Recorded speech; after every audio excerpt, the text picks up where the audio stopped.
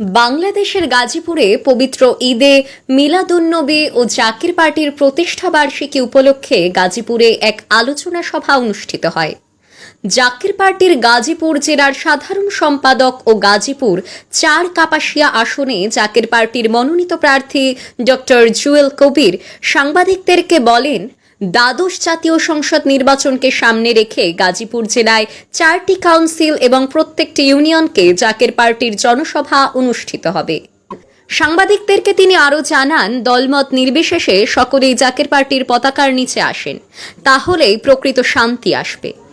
এবং আমরা যেভাবে জাকির পার্টির দাওয়াত দিচ্ছি, মানুষ যেভাবে জাকির পার্টির দাওয়াত গ্রহণ করছে, এতে আমরা জয়ের ব্যাপারে 100% আশাবাদী, জানান ডক্টর জুয়েল কবির। বাংলাদেশ থেকে আমাদের সাংবাদিক পঙ্কজের সঙ্গে খবর পাঠে আমি রয়েছি রিয়াঙ্কা। রহমতুল্লাহ বরকাতুহ।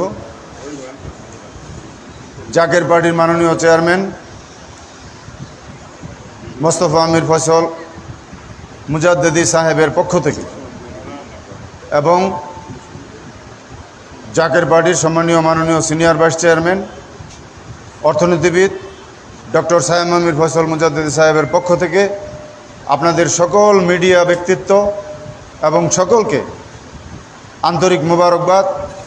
এবং জাকির পার্টির প্রতীক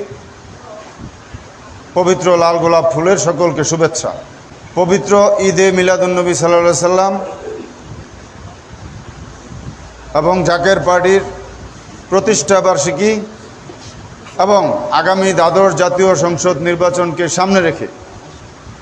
আজকের এই সাংবাদিক সম্মেলন আগামী মাসের 17 এবং 18 জাকির পার্টির মাননীয় চেয়ারম্যান সাহেবের নির্দেশে আমরা এই গাজীপুরে 5টি সংসদীয় আসন, এই 5টি সংসদীয় আসনের মধ্যে 4টি সংসদীয় আসন গাজীপুর জেলার মধ্যে আমি আমার সম্মানিত জেলার সভাপতি এবং আমি সাধারণ সম্পাদক হিসাবে আমি আপনাদেরকে 17 এবং 17 তারিখ এবং 18 তারিখ আপনাদেরকে আমরা সকল সাংবাদিক ভাইদেরকে এবং সকল মিডিয়া ব্যক্তিত্ব আপনাদেরকে সকলকে দাওয়াত করব দ্বাদশ জাতীয় সংসদ নির্বাচনকে সামনে রেখে